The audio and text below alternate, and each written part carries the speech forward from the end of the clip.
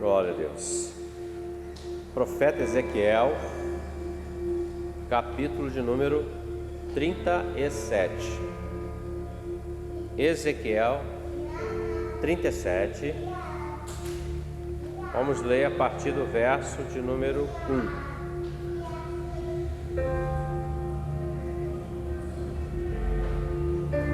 1. Ezequiel 37, a partir do verso 1. Glória a Deus. Leiamos. Veio sobre mim a mão do Senhor, e o Senhor me levou em espírito e me pôs no meio de um vale que estava cheio de ossos, e me fez andar ao redor deles, e eis que eram muito numerosos sobre a face do vale, e estavam sequíssimos. E me disse: Filho do homem, poderão viver esses ossos? E eu disse: Senhor Jeová, tu o sabes. Então me disse: profetiza sobre esses ossos, e dize-lhes: ossos secos, ouvi a palavra do Senhor. Assim diz o Senhor Jeová a estes ossos: eis que farei entrar em vós o Espírito e vivereis, e porei nervos sobre vós, e farei crescer carne sobre vós, e sobre vós estenderei pele, e porei em vós o Espírito, e vivereis, e sabereis que eu sou o Senhor. Então profetizei como se me deu ordem, e houve um ruído enquanto eu profetizava. E eis que se fez um rebuliço, e os ossos se juntaram, cada osso ao seu osso. Amém? Pode se assentar. Texto fala de um homem chamado Ezequiel, profeta do Senhor. Esse profeta, queridos, ele foi levantado pelo Senhor num tempo ainda que Israel estava cativo, em que Israel não estava habitando na sua terra. E o Senhor levanta esse homem como sendo alguém que traria a sua palavra. O profeta era alguém que Deus falava com ele diretamente, e ele tinha a missão, a incumbência de transmitir exatamente aquilo que o Senhor falou para ele, para aqueles os quais o Senhor direcionou ele. E nós vemos que aqui no capítulo 37, Ezequiel não está falando com pessoas. Nós não vamos ver Ezequiel aqui falando diretamente com uma nação, ou o rei, ou homens da sociedade. Muito pelo contrário. Nós vamos ver que Ezequiel está aqui em um lugar onde o Senhor o levou. Que lugar é esse? O texto chama de um vale de ossos secos, ossos sequíssimos. Ele até diz: o Senhor me levou em espírito e me pôs no meio deste vale que estava cheio de ossos, e fez ele andar em meio a este vale. Veja bem, queridos, nem sempre nós estaremos aonde nós queremos, porque Ezequiel não foi àquele lugar porque ele quis ir, o Senhor o levou ali. Então, muitas das vezes nós seremos levados a lugares ou situações das quais nós nem gostaríamos de estar lá. Essa é a verdade. O texto fala que é um vale onde você vai enxergar apenas ossos. Não tem vida nesse vale. A morte já passou nesse vale, porque o estágio final daqueles ossos que estariam ali seriam eles sumirem com o tempo. Estavam sequíssimos. Então, ao longo do tempo, eles iriam desaparecer. Então, não havia esperança nenhuma naquele lugar. Não havia vida alguma naquele lugar. Mas o Senhor leva Ezequiel àquele lugar. Coloca ele ali e faz ele andar em meio àqueles ossos. Um vale. Vale é um lugar de luta, de adversidade, de combate. Exemplo, todos os reis no passado, quando eles iam guerrear, eles se encontravam para uma batalha, eles guerreavam no vale. Muito raramente você vai ver alguém guerreando nos lugares mais altos, nas montanhas, por exemplo.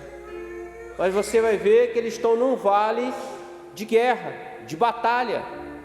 E quando alguém entra em um vale, ele não entra para ficar de braços cruzados. Ninguém entra num vale para apenas ficar observando o vale. Ele entra para uma guerra, uma peleja, uma batalha. Davi escreve no Salmos 23, ele fala assim: ainda que eu andasse pelo vale da sombra da morte, ele está dizendo, eu estou num vale onde a morte está me espreitando, está perto de mim. Ele fala assim, mas todavia eu não temeria mal algum, porque tu estás comigo. Vale, meus queridos irmãos, não é lugar onde o Senhor nos leve ou nos permite estar para que nós morramos naquele vale. Não, Ele quer glorificar o nome dEle em meio ao vale que muitas das vezes nós entramos, nós estamos passando. Ô pastor, mas o que é esse vale? A luta que você passa, a adversidade que eu passo, as dificuldades que nós passamos. Esse é o nosso vale. O vale de ter que tomar uma decisão que precisa ser tomada. É um vale, porque você tem que tomar uma decisão que vai refletir em algo na sua vida e na vida de todos aqueles que estão com você. Por exemplo, é um vale. Você na sua mente é um campo de batalha e você precisa pesar, você começa a pensar, pesar, calcular, medir para uma tomada de decisão. É um campo de batalha. Ou às vezes você está passando por um vale que é uma enfermidade. Quem é que quer ficar doente? Ninguém quer ficar doente. Nós, homens mortais que somos, ninguém quer ficar doente, ninguém quer morrer. Mas, infelizmente, em algum momento da nossa vida, nós seremos acometidos de uma enfermidade, seja ela pequena, média ou de grande força. E em um momento da nossa vida, nós vamos também ser tocados pela morte. Isso é fato, é a certeza dessa vida. Mas ninguém quer passar por isso. E existem muitos vales que vêm sobre nós. Nós estamos vivendo um tempo muito difícil. Um tempo onde portas são fechadas, onde situações econômicas, sociais, políticas, financeiras e até religiosas estão uma tremenda batalha, um vale, luta, dificuldade. Você liga na TV ou meio de comunicação, rede social, você não encontra algo de bom. Você garimpa ali, até acha um ou outro, mas em um percentual muito pequeno, mas a sua grande maioria está mostrando uma guerra. E tem muitos que não estão entendendo o que está acontecendo. Tem muitos que em meio ao vale, ele está passeando em meio ao vale. Ele está vendo que é um local que precisa ser combatido, um bom combate, mas ele não está dentro daquele vale como alguém que quer lutar para sair com vida, para sair vencedor. O rei Davi, ele sai com seus valentes para uma guerra. Davi já tinha mais de 60 anos naquela época. É a guerra contra 4 gigantes. E ele vai. E o texto diz que Davi pelejou tanto que ele se cansou. Davi se cansou, e a palavra diz que Esbi-Benob, um dos filhos dos gigantes, veio para matar Davi. E Davi ia morrer naquele dia. Davi estava numa batalha, num vale, numa guerra. mas ele se cansou. Ele não parou de guerrear. Ele estava pelejando, mesmo sendo de uma idade avançada, mas naquele momento ele estava cansado, e ele tenta recobrar o fôlego em algum momento ali, e naquele momento Isbi-Benob, o adversário, veio com uma lança para matar Davi. Mas ele não matou Davi, porque a palavra fala que Abisai veio e socorreu Davi e matou aquele gigante. Deixa eu te falar uma coisa: nós entramos em batalhas, Deus nos permite no campo de batalha, e nós estamos guerreando. Em algum momento nós vamos dizer assim: eu não quero mais, estou cansado, não aguento mais essa luta, não aguento mais essa dificuldade. Você está guerreando, mas chega um ponto que às vezes você se sente cansado e você prefere descansar. E nesse momento o adversário ele vem para tentar matar você, destruir a sua fé. Mas deixa eu te falar uma coisa: aquele que te chamou é maior do que o adversário. Aquele que te separou é o Senhor Deus Todo-Poderoso. Aquele que deu livramento a Davi enviando Abisai é o mesmo Deus de hoje, que envia o Espírito Santo, o socorro dele na sua vida. Você pode se sentir cansado em meia peleja, mas ele deu na sua vida, ele te dá o livramento certo. Você não vai morrer, antes ele te colocará de pé para a glória do nome dele. Ezequiel foi ao vale de ossos. O Senhor passeia com ele e me fez andar ao redor dele, e eis que eram numerosos, muito numerosos. E o Senhor faz uma pergunta: poderão viver esses ossos?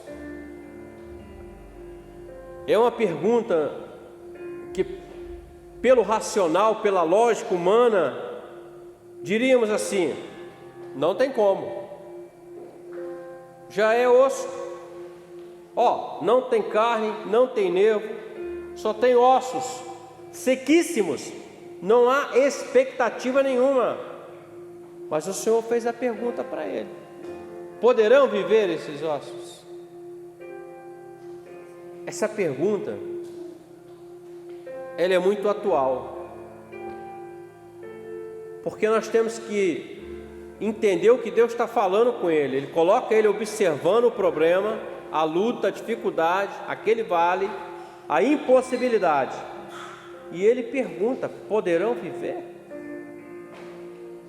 Quantas vezes nós não olhamos para aquilo que nós estamos orando, jejuando, nós olhamos assim e parece que nada está acontecendo, continua sendo um osso seco no meio do vale. Parece que não há movimento algum, não há esperança ou expectativa de vida alguma. Muitas das vezes nós estamos assim orando, e o vale está lá e nada está acontecendo. E às vezes até nós pensamos assim: acho que eu estou errado, acho melhor parar de orar um pouquinho, acho que eu estou orando errado, ou eu estou em pecado, ou Deus não está ouvindo a minha oração. Aí nós começamos a criar dúvidas na nossa mente e no nosso coração. Meus irmãos, na dúvida Deus não trabalha, porque dúvida gera incredulidade, e na incredulidade Deus não trabalha. A palavra do Senhor diz que o justo, ele viverá da fé, ele acredita incondicionalmente. Não foi o que Jesus disse para Marta e Maria: eu não tenho dito que se vocês crerem, vocês verão a glória de Deus? Não foi o que o Senhor disse para aquele centurião romano: olha, não achei em Israel homem com tanta fé quanto esse, pode ir embora que o teu servo já está curado? Não foi o que o Senhor disse para aquela mulher cananeia: mulher, grande é a tua fé? Porque não havia dúvida nela, não havia dúvida no centurião, havia sim uma fé latente no coração deles, assim como aquela mulher do fluxo de sangue que estava vivendo um vale de ossos secos na vida dela durante 12 anos, até o dia que ela ouviu falar que Jesus estava passando, ela tomou uma decisão, ela acreditou no coração dela, ela foi até o Senhor dizendo assim: se eu tocar na orla das vestes dele, eu serei curado. Olha, ela não ia chegar até Jesus e dizer assim: Senhor, impõe as mãos, me cura, repreende esse mal, dizendo: não, se eu tocar só na orla das vestes, eu serei curada. E ela foi e voltou curada daquele lugar. Por quê? Porque não havia incredulidade. Presta atenção, nós entramos aqui nesta noite, às vezes nós estamos passando por uma situação semelhante, mas essa é a noite de você tocar no manto do Senhor, na orla da veste do Senhor, está aqui no nosso meio nesta noite, querido. Entenda uma coisa: quando você toca no Senhor, nas orlas da veste, crendo, a virtude vem, a graça vem, a cura vem, a porta se abre, a restauração vem, o mal vai embora, porque operando o Senhor, quem impedirá, meus irmãos? Poderão viver? É uma pergunta que nós devemos fazer para nós mesmos. Será que esse negócio vai dar certo? Será que eu vou conseguir essa restauração? Será que essa porta vai se abrir? É Deus perguntando para você e para mim. Eu não sei qual é o motivo ou o que você está vivenciando. Deus perguntando para você: e aí? As portas vão permanecer abertas? E aí? Sua família vai servir ao Senhor? Deus perguntando para você e para mim: e aí? Essa enfermidade, você acha que ela é para a morte na sua vida? Deus falando, meus irmãos. Deus nos pergunta não para nos condenar. O Senhor um dia Ele provou um homem chamado Abraão, sem titubear, sem questionar, disse: Abraão, pega teu filho, teu único filho Isaque, a quem tu amas, e oferece ele a mim em holocausto, sacrifício, lá na terra de Moriá. Eu vou te mostrar o lugar. Abraão levantou, preparou o animal e caminhou durante 3 dias. 3 dias, o silêncio de Deus. 3 dias. Nós não vamos ver durante esses 3 dias o Senhor falando com Abraão. Não, nós vamos ver Abraão caminhando em direção àquilo que Deus pediu a ele.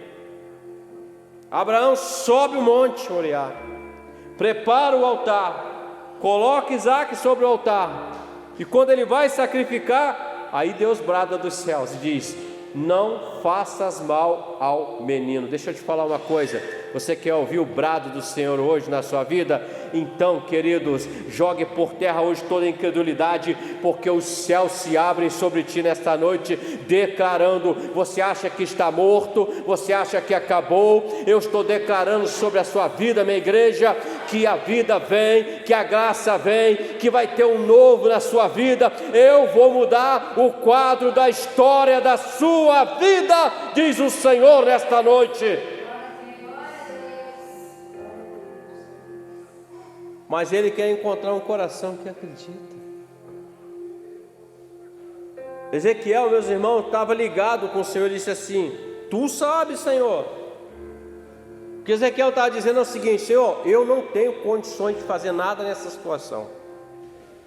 Eu não posso trazer vida a esses ossos sequíssimos. Eu não tenho esse poder. Mas tu podes. Sabe o que Deus está dizendo aqui para nós hoje?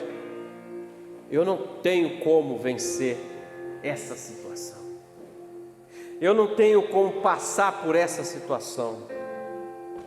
Mas o Senhor tem como passar essa situação por mim. O Senhor tem como me dar o escape no meio dessa situação. O Senhor tem como trazer para mim um bálsamo nessa hora. O Senhor tem como acalmar a tempestade que vem contra a minha vida, o vento contrário. Eu não tenho esse poder, eu não tenho essa condição, mas tu tens, Senhor. É o que o Senhor está dizendo para nós. Quando nós colocamos na mão do Senhor, meus irmãos, vai acontecer o milagre, vai acontecer a operação do Senhor. Jesus disse assim: ó, eu tenho compaixão dessa multidão que está caminhando comigo há um tempo já. Dê a eles o que comer. Os apóstolos eram assim: mas 200 dinheiro não vai dar para comprar pão para alimentar tão grande multidão. Nós temos apenas aqui 5 pães e 2 peixinhos, mas o que é isso para alimentar tão grande multidão? E Jesus falou assim: então me entregue os 5 pães e 2 peixes. Mais uma vez nós voltamos aqui, ó. Quando tudo perante o Senhor estiver, todo o nosso ser, todo o nosso medo, tudo que temos, tudo que somos, quando nós colocarmos perante o Senhor, vai acontecer o milagre de Deus na sua vida e na minha vida. Sem reservas. Eles não deram um pão e um peixe, não, eles deram 5 pães e 2 peixes, deram tudo para o Senhor. O Senhor se me entrega para mim, porque na mão de vocês não vai acontecer, mas se entregar para mim, vai acontecer. Elias chega em Sarepta, meus irmãos, o Senhor falou assim: olha, vai até Sarepta, porque eu já separei uma mulher lá que vai te alimentar, vai cuidar de você. Ele chega naquele lugar, a mulher estava cozinhando a última refeição, ela ia comer, ela e o filho ia morrer, porque a fome era iminente, não havia alimento, era uma escassez. Mas Elias foi, ele ouviu, obedeceu. Às vezes o Senhor vai falar com você e comigo, nós não vamos entender. Por quê? Porque eu volto a dizer, quando somos racionais, nós não entendemos as coisas espirituais. Mas se nós andarmos no Espírito, nós vamos entender as coisas espirituais, porque elas se discernem espiritualmente. Elias foi, ele encontrou a mulher, ele falou assim: mulher, fala o seguinte, me dá um pouquinho de água. Ela deu, água ela tinha. Aí ele falou assim: agora me dê alguma coisa para comer. Ela disse: vive o Senhor teu Deus, que eu não tenho nada, eu só tenho um pouquinho de farinha na panela e um pouquinho de azeite na botija. Eu vou fazer agora a última refeição, eu e meu filho, nós vamos comer, nós vamos morrer, esperando a morte. Porque ela olhava para a panela, só tinha um pouquinho de farinha, para a botija um pouquinho de azeite. Se eu olhar para um quadro desse, às vezes, no meu olhar racional, eu vou dizer: a coisa aqui está feia. Mas Elias não olhou aquilo. Ele disse assim: mulher, faz primeiro para mim e me dê, porque não vai faltar a farinha na panela, nem o azeite na botija. Eu faço uma pergunta aqui: você tem um filho e você vai fazer o último alimento, depois disso você vai esperar a morte. Se você estivesse no lugar daquela mulher, não precisa me responder, você responda para você mesmo. Diante desse quadro, você entregaria sua última refeição para Elias? Ou você faria, comeria você e seu filho, esperando a morte ou um socorro de alguém? E essa é a diferença, meus irmãos, daqueles que creem e verão a glória de Deus. Ela entregou, aquela mulher entregou a última refeição.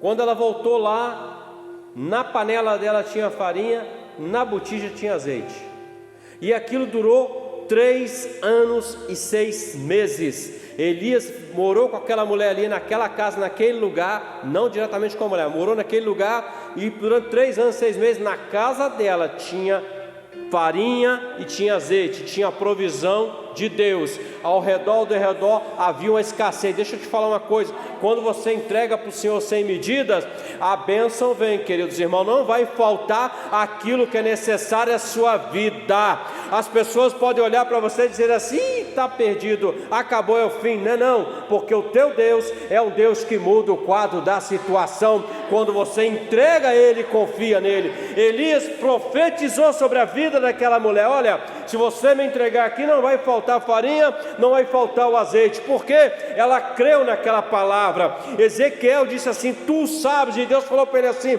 então profetiza. Deixa eu te falar uma coisa que o Senhor falou comigo hoje, quando eu disse para minha esposa: ó, desceu o rolo, a palavra é profetiza, porque se eu profetizo, eu estou declarando aquilo que Deus mandou que eu fale, que eu faça, porque quando Deus fala, acontece. Se eu falar, não vai acontecer nada, mas se Ele me deu essa ordem, eu vou profetizar. A vitória chegou, a saúde chegou, a graça chegou, a porta se abriu, a enfermidade foi embora, o relacionamento se restaurou. Deus é Deus que requer que nós creiamos e profetizemos, meus irmãos.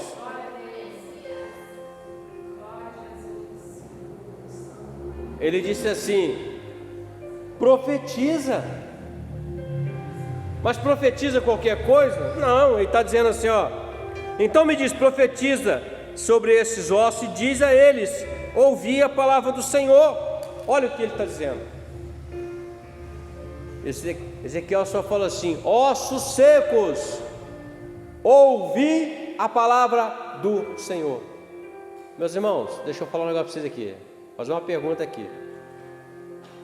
O osso tem ouvido?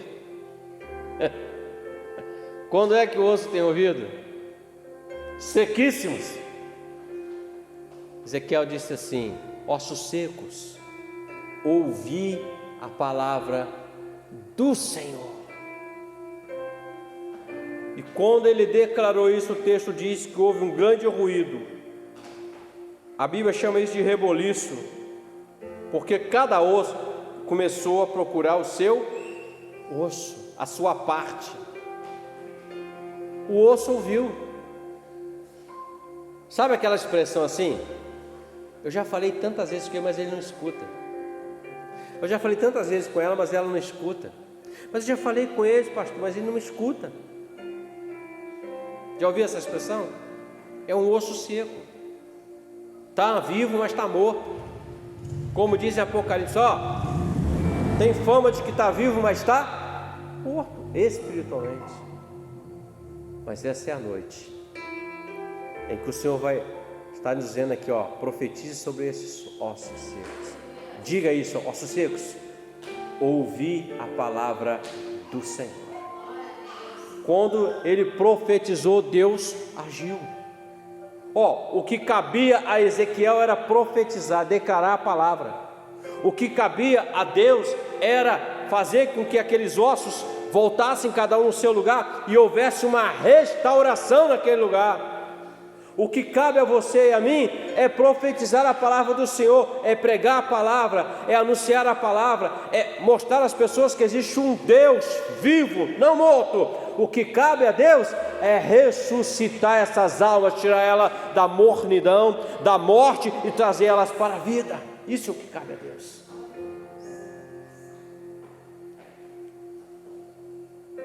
O ruído aconteceu, barulho das coisas encaixando no seu lugar. Ó, o que é um barulho? Barulho é algo agradável, irmãos? Sendo sincero, é algo agradável? Não é, né? Mas não é mesmo. Olha aí, essa moto passando, isso é um barulho agradável? Claro que não. Caiu um vaso aqui, um copo no chão, quebrou. O barulho é agradável? Não. Nenhum barulho ele é agradável, na sua maioria. Mas olha só o que Deus está dizendo. Ele vai fazer um barulho. Esse barulho vai parecer que é destruição, mas não é destruição, é restauração. É Deus colocando cada coisa no seu devido lugar. É Deus mostrando para você que Ele é Senhor. É Deus mostrando para ti que Ele é Senhor sobre todas as coisas. O barulho não é para destruição. O barulho não é para você ter medo do que está acontecendo. O barulho é o mover do Senhor, colocando cada coisa no seu devido lugar. E depois que Ele colocar cada parte no seu devido lugar, Ele trará algo muito maravilhoso. Você vai contemplar com seus olhos o que? A pele, a carne, os nervos, a restauração para a glória do nome dEle. É isso. O processo do barulho é meio complicado, porque em meio ao barulho você precisa continuar acreditando que Deus está movendo as peças, Deus está movendo todas as coisas. Você vai ver o resultado lá na frente. Ezequiel fez exatamente o que o Senhor falou com ele: profetizei. cada osso no seu osso, carnes, nervos, pele, tudo. E depois veio a vida. É um processo. Passar pelo processo não é fácil, meus irmãos. Só quem passa pelo processo sabe como é que é. O processo que eu passo não é o mesmo que o irmão A, B ou C, D está passando. Cada um tem o seu, na medida do que cada um pode suportar. Só não podemos ser covardes. Me perdoem falar isso, mas só não podemos ser covardes, medrosos, fugir daquilo que Deus está moldando-nos, mudando a nossa vida. Porque uma coisa nós concordamos, a vontade do Senhor, ela é boa, perfeita e agradável. Então, o que Ele está fazendo é algo bom, perfeito e agradável, muito melhor do que estamos pedindo, pensando ou imaginando. Nós voltávamos da cidade, fomos fazer E o Senhor falou assim comigo: profetiza. Eu não entendia muito bem, porque de manhã nós levantamos as madrugadas para orar, de segunda a sexta-feira, tanto eu quanto minha esposa. E de manhã eu levanto 15 para as 5, assim, vou lá e mando as mensagens, os vídeos, todos os dias faço essa mesma coisa. E eu procuro fazer em todos os canais que eu tenho acesso, para divulgar a palavra. Depois eu vou para a leitura da palavra. Eu leio um capítulo todo dia de manhã, vou seguindo a Bíblia, até eu vou embora. E depois que eu faço isso, eu faço uma consulta, uma palavra. Você me dá uma palavra, pum. Ontem, hoje, a palavra que caiu está em Coríntios 14, onde o Senhor fala assim, Paulo falando, que quem profetiza fala aos homens e edifica a igreja. Ele está falando de profetizar. E eu fiquei duas palavras, um dia diferente, a mesma. Tem algo aí. Voltávamos aí, nós falávamos algo no carro. Aí eu ainda falei com ela, desceu o rolo. Profetizar. Não amaldiçoar. Não murmurar. Não dizer, não tem mais jeito. Não, tem sim. Deus não está daqui desses ossos, Deus não levantou um grande exército, meus irmãos. Deus não ressuscitou Lázaro depois de 4 dias de morto. O Senhor não abriu um mar vermelho. O Senhor não te tirou do império das trevas. O Senhor já não te deu curas de enfermidades. O Senhor já não abriu portas e portas na sua vida. O Senhor já não deu livramento. Então, meus irmãos, deixa eu te falar uma coisa aqui. Deus não morreu. Deus está vivo. Deus está aqui nesta noite. Está operando na sua vida. E muito mais Ele quer operar na sua e na minha. Então, entenda o agir de Deus e aceite o agir de Deus na sua vida. Profetize. Não murmure. Não diga, é uma bênção, já deu certo em nome de Jesus. Porque quando você profetiza, a palavra sai da sua boca, Deus vai honrar essa palavra. Mas veja bem, Ezequiel era servo do Senhor, ele estava cativo lá em outros povos, mas o fato dele estar em meio a outros povos, ele não deixou de ser servo do Senhor. Ele não deixou de ouvir a voz do Senhor. Ele não deixou de obedecer ao Senhor, porque o Senhor pegou e levou em espírito. Ele não deixou de obedecer. Quando nós ouvimos a voz do Senhor, obedecemos, podemos estar em qualquer lugar, meus irmãos. O Deus que servimos, Ele opera. Ele opera, meus irmãos. Eu comentava lá, a gente lê, a gente faz lá em casa lá, quase um debate, às vezes. Não é bem debate não, concordância, né? E nós falávamos assim, a gente separa um tempinho para a gente ler, falar e tal, indagar. A gente vai aprendendo um com o outro, o Senhor vai nos ensinando. Aí falávamos o texto de Daniel, capítulo 5, onde vem um juízo da mão. Até brinquei aqui no dia do estudo. Imagina uma mão chegando aqui escrevendo. Ninguém fica, sai correndo, medo, fantasma. Ah, fantasma só da mão, cadê o resto do corpo? Não tem. Nós falamos do juízo. Daniel, o rei Belsazar, ele deu uma festa. chamou os grandes da Babilônia, os nobres, os governadores. Aí aconteceu o juízo de Deus, Menemem Tekel Upharsin. Todos ficaram assustados, até o rei, diz a palavra que as pernas dele tremeu de medo. Mandaram chamar Daniel. Aí eu falei assim, todos estavam na festa, os grandes, mas Daniel não estava na festa. E Daniel era um dos grandes na Babilônia naquele tempo. Por quê? Daniel não se envolvia com aquilo que não glorificava o Senhor. O mundo pode te convidar para muitas coisas que aparentemente, é legal, vai ser alegre, eu vou me divertir, vai ser bom. Ótimo, bom para a carne, mas para o espírito não vai adiantar nada. Vamos sair daqui nessa noite, em nome do Senhor Jesus, profetizando, declarando a vitória, declarando a bênção. Nós estamos numa campanha. Então, você está escrevendo aí a sua carta, coloca lá, então já declara a vitória, não crie dúvidas. Você vai entregar para o Senhor e vai esperar, vai confiar. Ezequias fez isso. Está aqui a carta, Senhor. Entrou no templo, orou, falou, entregou, foi dormir. Nós vamos sair daqui, nós vamos deixar no altar, vamos descansar no Senhor, porque Ele vai agir, Ele vai trabalhar. Fica pensando assim, está demorando tanto, não, fica tranquilo. Abraão esperou 25 anos. Nossa, eu vou esperar isso tudo, eu não sei. Eu estou dizendo, descansa no Senhor. É isso que eu estou dizendo, para você não ficar fadigado. Amém, meus queridos? Vamos orar? Vamos colocar de pé em nome de Jesus.